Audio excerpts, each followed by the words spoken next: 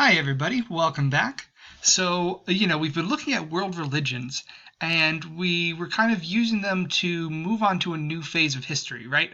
Because they changed the way people were thinking about things and sort of set things up differently for the future. So, civilizations that come after these new world religions, they're going to be a continuation of things. So, they won't be entirely new, but they will be kind of different. And also, this is a time period of change just in general. So we're going to move into pretty soon talking about the Middle Ages in Europe. So after the Roman Empire. So what comes to mind when I say, the Middle Ages? What kind of images come to your mind? Do you think of, a lot of peasants in huts? A lot of people who are kind of poor, kings and castles, knights, stuff like that. It's a pretty different image from the Roman Empire, right? The Roman Empire has this sort of grandeur to it. And at least traditionally, the Middle Ages is thought of as more muddy, more down to earth, a very different mood, a very different feel, buildings made out of wood, stuff like that. The Middle Ages are also known as the medieval period, which basically just means the same thing but in French, medieval being a word for middle. So they're in the middle. Huh, okay. So the Middle Ages, what are they in the middle of? Well, I think you could probably guess that on one side is our modern times. We think of the Middle Ages as somehow being previous, ancient lost time that we're no longer part of anymore. That was sort of an intermission to get to the modern day. And then what do we have on the other side? Well, basically, at least traditionally, we have the empires of Greece and Rome having their very strong particular culture, and then they go into decline. Some people would even say Rome fell. It, experienced a fall from grace. This sort of height of grandeur and splendor collapsed, and then we were left with something very different, and we had to climb back up. Okay, that's the way the story is traditionally told. And then you might also hear the term Dark Ages, quote, quote, right? Saying that, this is a time when things are bad, when things are not so good, when life is short and life is hard and things like that. That's the way a lot of people traditionally talk about it, but we tend not to use the term Dark Ages anymore, and we've been rethinking the Middle Ages in a lot of ways, and I want to talk about that. And all of this is connected to the idea of the fall of Rome, that Rome had something cool going on, and then it came to an end. And that's kind of the question we're working with is, how much did Rome really come to an end? How much was that an ending? How much was that a fall? How much was it a decline? How much of it was just sort of a slow dissolving of what had been going on? It is true that Rome came to an end. Something came to an end, right? And what was that? That was basically the Roman Empire, this gigantic empire that had its territory all through the Mediterranean, all around the Mediterranean, controlled so much and brought all these different cultures together under kind of one political unit. That system worked pretty well for a good few hundred years, and then it fell apart. And I want to tell the story of how it fell apart, kind of as setup for the Middle Ages when we look into them in more depth. But I think what we'll find is that it's a little bit more of a complicated story than just saying that Rome fell. People used to say Rome was great and then some stuff happened and it was ruined and it was gone forever. But that's not the way we tend to think about things anymore. What we might say is that Rome was one kind of world and the Middle Ages was another kind of world.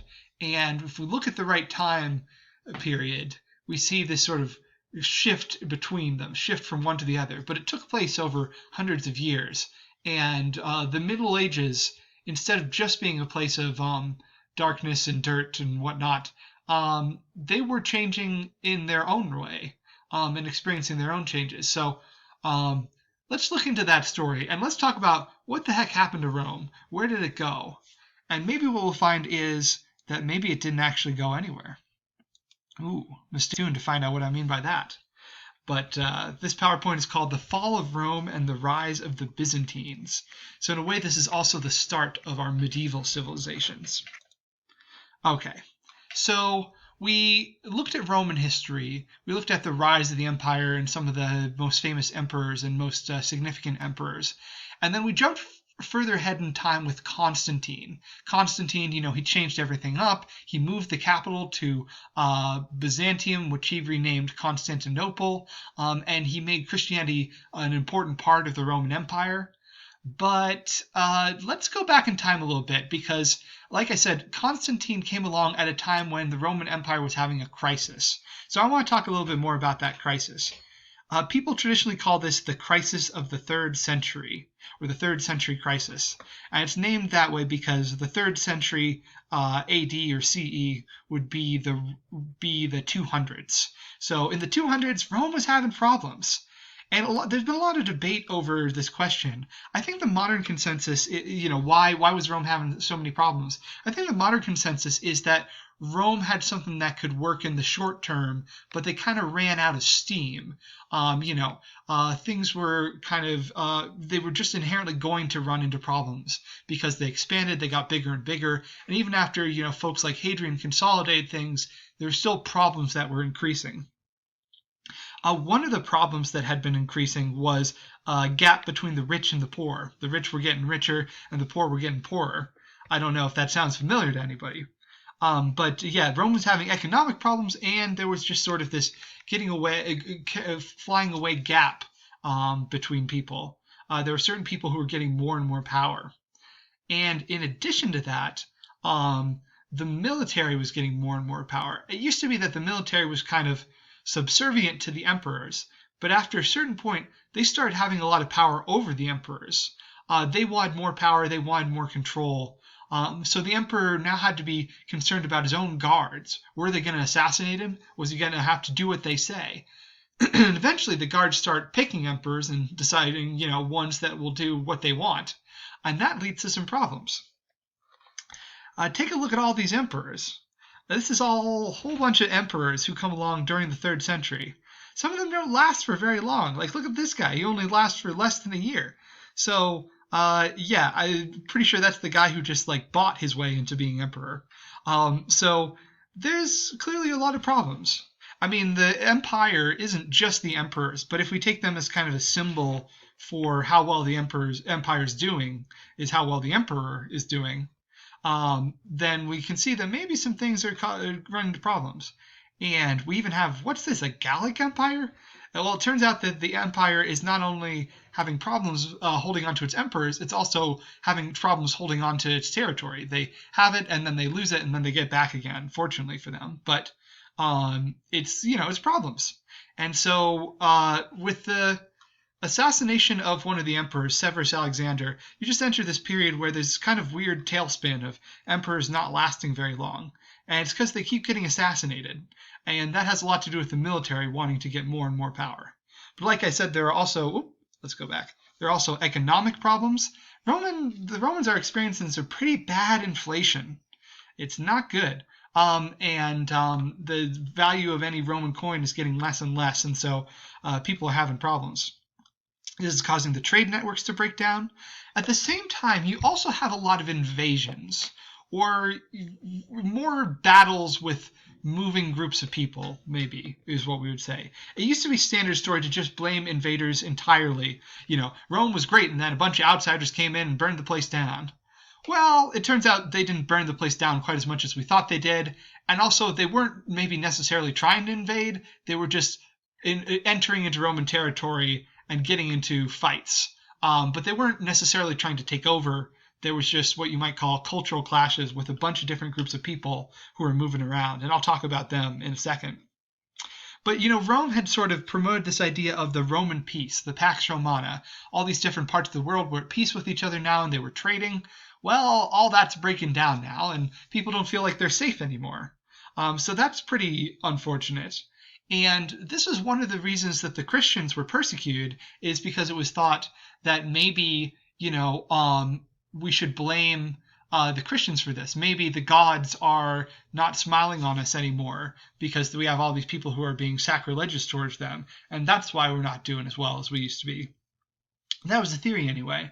And in some ways, I think the persecution of Christians might have led people like Constantine to a crisis point where they had to do something to change that, which is kind of interesting to think about. Okay, so if you were encountering all these problems, how would you try to solve them? Think about that. What would you try and do to solve these issues?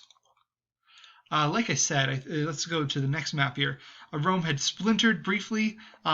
People were trying to break off of it. Eventually, it came back together, but it's not a good sign. And eventually, what we're going to see is the borders breaking down completely in the 400s. So that's not going to be fun when that happens.